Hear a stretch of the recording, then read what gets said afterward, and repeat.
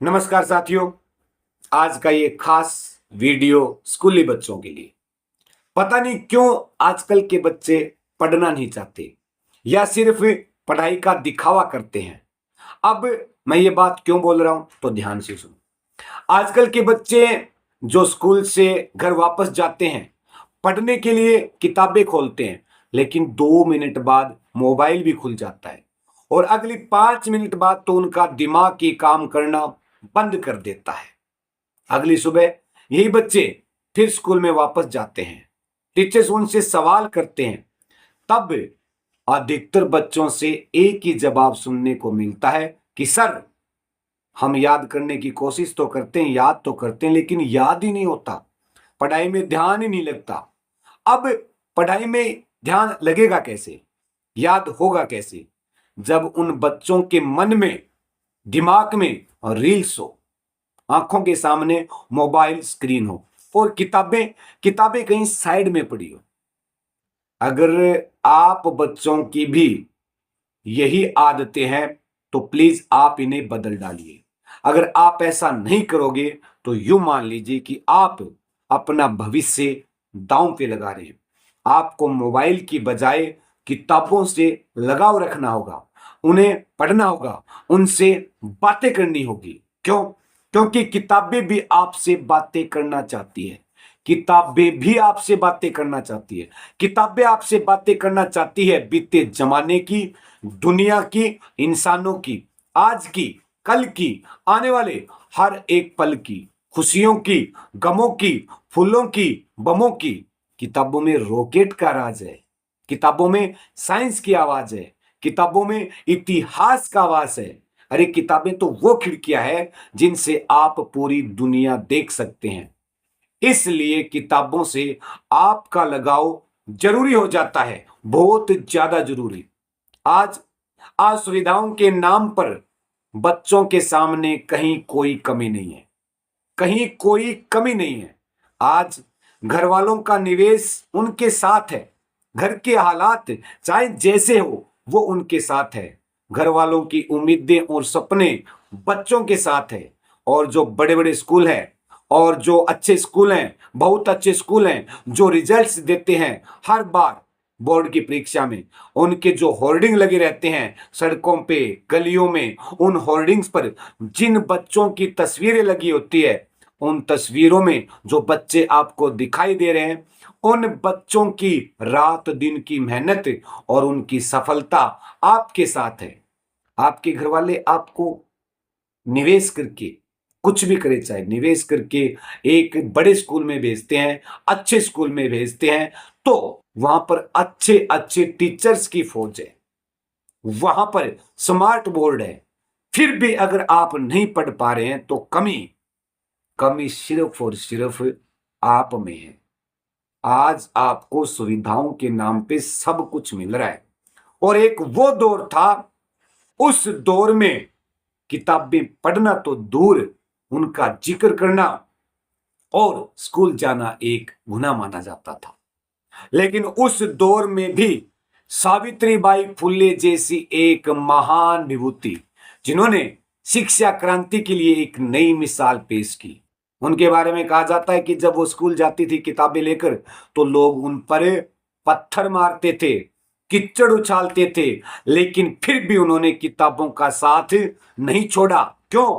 क्योंकि वो जानती थी कि अगर आज मैं रुक गई तो आने वाली पीढ़ियां अंधेरे में रह जाएंगी। ये थी किताबों की ताकत उनके लिए।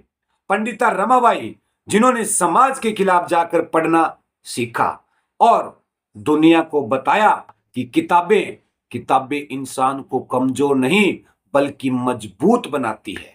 अब्राहम लिंकन, जिन्हें बचपन से पढ़ने का बड़ा शौक था, बड़ा शौक, लेकिन गरीब थे बेचारे, किताबें पढ़ने के लिए पैसे नहीं होते थे, तब उन्हें किताबें खरीदने के लिए मजदूरी करनी पड़ी। उन्होंने मजदूरी की, किताबें खरीदी और उन्हें पढ़ा और एक दिन किताबों के बल पर अमेरिका के 16वें राष्ट्रपति बने। यह है किताबों की ताकत। एक नया नाम और सुन लीजिए, मलाला यूसुफजई। आप में से अधिकतर बच्चों ने शायद उनका नाम नहीं सुना होगा, मलाला यूसुफजई। ये बात ज्यादा पुरानी नहीं है, ये बात साल 2012 की बात है। मलाला यूसुफजई जो भारतीय मूल की नहीं है ना सही, लेकिन उन्होंने तालिबान सरकार का जो आदेश था उनके खिलाफ जाकर पढ़ने की मुहिम छेड़ी। एक दिन ये 14 साल की बच्ची, जब उनकी उम्र 14 साल थी, एक दिन ये 14 साल की बच्ची अपने स्कूल से घर वापस लौट रही थी। रास्ते में इन पर तालिबानी हमला होता है, तालिबानी गोलियों का शिकार होती है, गोली उनके सर पर मारी गई, गंभीर रूप से घायल, बचने की कोई उम्मीद नहीं, हॉस्पिटल पहुंचाया गया, लेकिन चमत्कार हुआ, उनकी जान बची, उनकी जान बची। और जब उन्हें होश आया तो उनकी जुबान से एक ही लाइन निकली कि मैं पढ़ना नहीं छोड़ूंगी। यह होता है किताबों के प्रति असली जुनून। और आज वही लड़की मलाला यूसुफजई चीख चीख कर पूरी दुनिया को बता रही है कि एक विद्यार्थी, एक शिक्षक, एक किताब और एक कलम पूरी दुनिया बदल सकती है। यह होती है किताबों की असली ताकत। और आज के दौर में देख लीजिए, आज के दौर में अराउंड द वर्ल्ड, ग्लोबली, एक नया नाम पूरी दुनिया में गूंज रहा है। एक नया नाम, एलोन मस्क। इस नाम से तो आप भली भांति परिचित है। एलोन मस्क जो आज किसी पहचान के मोहताज नहीं है। उन्होंने जो कुछ भी सीखा किताबों के दम पर सीखा, किताबों के बल पर सीखा। आज किताबों के दम पर ही उन्होंने इलेक्ट्रॉनिक वाहनों की दुनिया में क्रांति ला दी है, तकनीक की दुनिया में क्रांति ला दी है, अंतरिक्ष की दुनिया में क्रांति ला दी है और कंप्यूटर की दुनिया में क्रांति ला दी है। किताबों से मिला उन्हें ज्ञान, वो स्किल और सफलता के दम पर आज उन्होंने दुनिया को अपने कदमों में लाखड़ा किया है। दुनिया उनके आगे नतमस्तक हो रही है, दुनिया उनके कदमों में आ रही। तो इसका मतलब शिक्षा ही एक ऐसा हथियार है जिससे लोग आपके सामने नतमस्तक होते हैं। इसका मतलब शिक्षा आपके पास होनी चाहिए जो कभी आपको झुकने नहीं देगी, कभी भी आपको झुकने नहीं देगी। लेकिन करे भी तो क्या, हमारा जो ये देश है, लेकिन हमारे देश में थोड़ा अलग सिस्टम है, सिस्टम में खामी है, ये बात मैं मानता हूं। हमारा देश इससे विपरीत चल रहा है। वो मतलब क्या बोले, उनके लिए ज्यादा बोलेंगे तो विवाद हो जाएगा, सिर्फ छोटी सी लाइन बोलूंगा।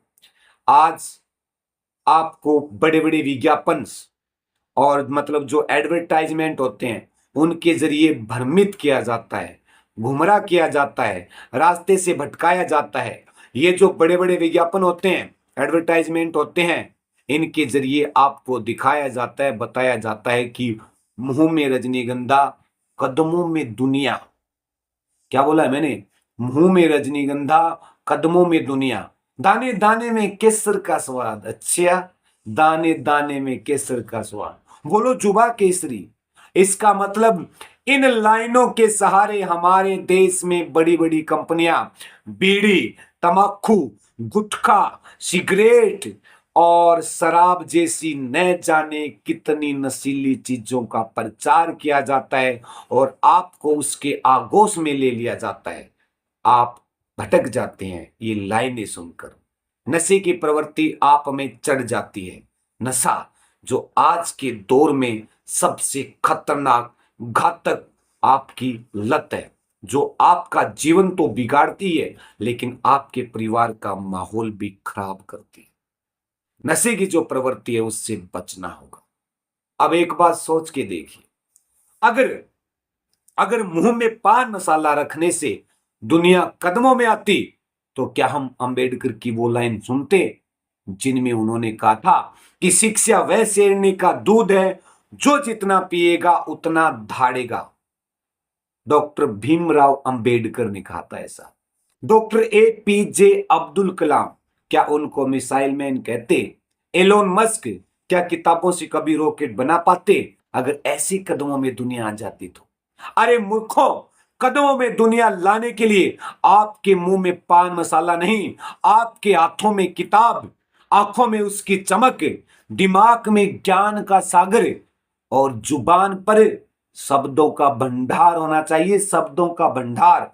तब जाके ये दुनिया कदमों में आती है, तब जाके ये दुनिया कदमों में आती है। और ये सारी चीजें आपको सिर्फ और सिर्फ किताबों से ही मिल सकती है, सिर्फ और सिर्फ किताबों से। इसलिए मैं आपको फिर कह रहा हूं कि आप मोबाइल से ज्यादा किताबों को तवज्जो दीजिए, किताबों की दुनिया में खोए रहिए।